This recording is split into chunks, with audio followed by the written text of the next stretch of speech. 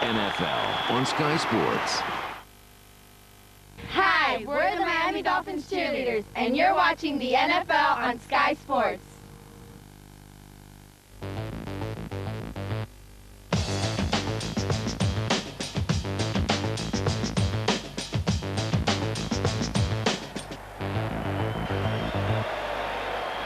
Well, the Broncos won the third quarter, 14-0. Next week they go to Foxborough. Will it be deja vu, or will the Colts shake it and win the game there? New York Jets travel to Pittsburgh, the hottest team in the NFL throughout the season. Jets get a nice victory last night. New England gets a resounding victory today. Jeff, let's start with that New York Jets-Pittsburgh matchup. I think the thing with that game is how much do the Jets have left after playing all the way on the West Coast, overtime, emotional game, then they got to go back home, then back out to Pittsburgh. Pittsburgh's going to be rested. They're going to be primed. They've had an extra week to prepare. I think the Steelers will take that. The Jets will fight them, but I think the Steelers will win that one. During the regular season, Pittsburgh beat the Jets by a score of 17-6, but then Indianapolis, they go again, second time this season, back to New England. And remember that they could and probably should have won that very first game back in New England, the very first game of the season. Two things to bear in mind for this game, and bear in mind also that New England's coaching staff will still have the best prepared team out there anyway. They'll be looking at this and saying, right, we've got to go and do some work. They've got two problems. One is in their secondary, where they're without Tyrone Poole and Ty Law, and even guys like Randall Gay are nursing injuries as well. They're paper thin there, and we've already seen what they can do to a secondary, the Colts. And the other worry for me is those two offensive tackles have had a little bit of trouble protecting Brady the last few weeks, and if Freeney and Mathis can start getting stuck in, that could give Brady a bit of a hard time. So I still always have said all season, you've got to beat New England if you want to go to the Super Bowl, but Indianapolis will go into that and they'll know we've got a real chance of some revenge here. What do you think Corey Dillon has added to that team?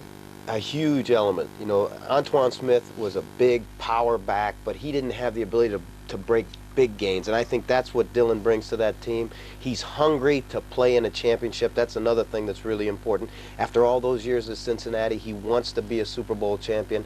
Now, the critical thing, I think, is, as Nick said, is New England healthy enough in the secondary? Troy Brown is not a defensive back, and he's not going to be able to match up against Stokely and Wayne and all the weapons that he's going to see out of Indianapolis. If Belichick is a genius, we'll see next week. Now's the time to show it. We'll see it next week. Okay, so in that first meeting this year, New England beat the Colts by a score of 27-24. And speaking of the Colts, on the field with Bonnie is Peyton. We came out and executed. That's what we talked about all week. Just coming out and making plays. Obviously, the defense did a good job getting the ball back for us. Had a good mix of drop back pass, play action, guys like Reggie Wayne catching short passes, turning them into big gains. That was really the difference today. Talk about Reggie Wayne a little bit more and his matchup on Rock Alexander and how you exploited that. And Reggie's been outstanding all year, and obviously with the weapons that we have, I have no hesitation to go to anybody at any given time, regardless who's guarding him. And like I said, he did a great job running great routes, doing good things with the ball after the catch. I've been real proud of him all year long. Looking towards New England, you threw 4 picks against them in the AFC Championship last year. How long you been looking at getting back at this matchup? Well, I really appreciate you bringing that up, Bonnie. Anytime. Great memory for me. No, hey, we're excited about the opportunity. New England's had an outstanding year. Lost 1 game, and going up there playing at their place is extremely difficult. We're just glad to have a chance. Peyton, thank you. Peyton Manning doing his impersonation of Elvis Presley right there. And in the matchup with New England, for me, I thought that on the day that they were a better team. Edgerrin James fumbles 2 times inside the 5-yard line. They let the opportunity get away. When you look at them from that day, which team do you see has had the most improvement from the beginning of the season till now? It's the Colts. I mean, if anything, you know, because of all the injuries that they've had, New England have been getting away with a bit of smoke and mirrors the last few weeks of the season. They gave up a ton of yardage against the Cincinnati Bengals at home. Now, the Bengals, you know, okay, so they can do some things offensively, we know that, but it was most uncharacteristic what their defense was doing. They lose in Miami, and admittedly Miami were probably playing tougher than their record suggested. So there's a limit to how much you can do with smoke and mirrors. I think they're really hurting psychologically as well as physically, and the Colts are made. If the Colts are ever going to get their chance at revenge against the Patriots, it's next week. And I hope Bonnie Bernstein's there on the sideline, because I can't get enough Bonnie Bernstein. You can't get enough Bonnie? Well, here Here's Bonnie with Reggie Wayne. Well, we know he was a rookie. He was a young guy, and it's going to be a big game for him. So we felt like that was a matchup for us that we needed to take advantage of. I'm just glad that Coach Dungy and Peyton and everybody had the confidence in me to come to me. Looking forward to New England, if you compare the number of weapons last year, Marvin Harrison was the big one. How much better you like your chances with so much more production from all the receivers this year, plus Edgerrin James? I go anywhere with him. We've been, one thing about it, we thank God that we've just been healthy all year, and everybody's been working hard. So we just can keep everybody healthy and, lick our wounds a little bit and go into New England and just our game. I think everything will be all right. Okay.